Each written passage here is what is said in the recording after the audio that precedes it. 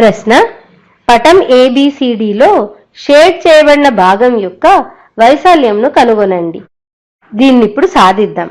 ఈ ప్రశ్నలో ఏబిసిడిలో షేడ్ చేయబడిన భాగం యొక్క వైశాల్యాన్ని కనుక్కోమన్నారు.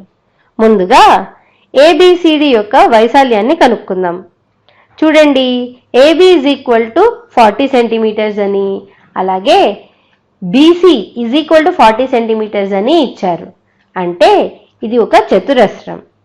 దీనిలో అన్ని భుజాలు సమానంగా ఉన్నాయన్నమాట. అంటే ఏబి = బీసీ = సిడి = డిఏ.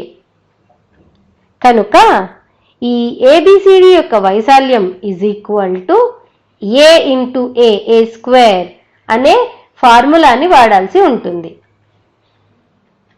భుజము ఇంటూ భుజము అంటే 40 ఇంటూ 40 40 స్క్వేర్. అంటే దీని విలువ 1600 వస్తుంది. ఇది సెంటీమీటర్ స్క్వేర్లో ఉంటుంది. ఇప్పుడు మనం ట్రయాంగిల్ ఏబిఎఫ్ యొక్క వైశాల్యాన్ని కనుక్కుందాం. ట్రయాంగిల్ ఏబిఎఫ్ యొక్క వైశాల్యము దాని బేస్ మరియు దాని ఎత్తు ఇంటూ హాఫ్ చేస్తే వస్తుంది. అంటే half into base into height అన్నమాట.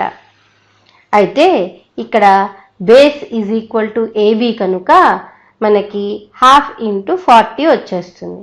కానీ హెచ్ ఎంత ఉంటుంది? హెచ్ అన్నది ఎఫ్ నుండి ఏబికి మనం లంబాన్ని గీస్తే అది ఈ వద్ద ఇంటర్సెక్ట్ అవుతోంది. అయితే ఈఎఫ్ బీసీ, ఎందుకంటే ఈఎఫ్ మరియు బీసీలు రెండు సమాంతర రేఖలు.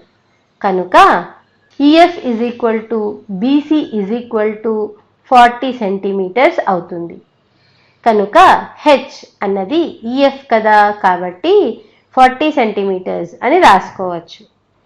ఈ 42 రెండు క్యాన్సిల్ అయితే మనకి 20 వస్తుంది.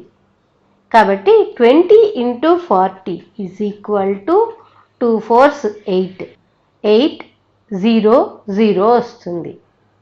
కాబట్టి మనకి 800 చదరపు సెంటీమీటర్లు వచ్చింది. ఇప్పుడు మనకి ఏబిఎఫ్ యొక్క వైశాల్యము తెలుసు, అలాగే ఏబిసిడి యొక్క వైశాల్యము తెలుసు. మనకి ప్రశ్నలో షేడ్ చేయబడిన ప్రాంతం యొక్క వైశాల్యాన్ని కనుక్కోమన్నారు. షేడ్ చేయబడిన ప్రాంతం యొక్క వైశాల్యం ఏబిసిడి అనే చతురస్రం యొక్క వైశాల్యము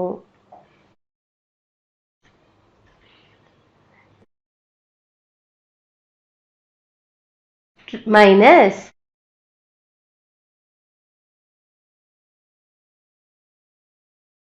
ట్రయాంగిల్ ఏబిఎఫ్ యొక్క వైశాల్యము.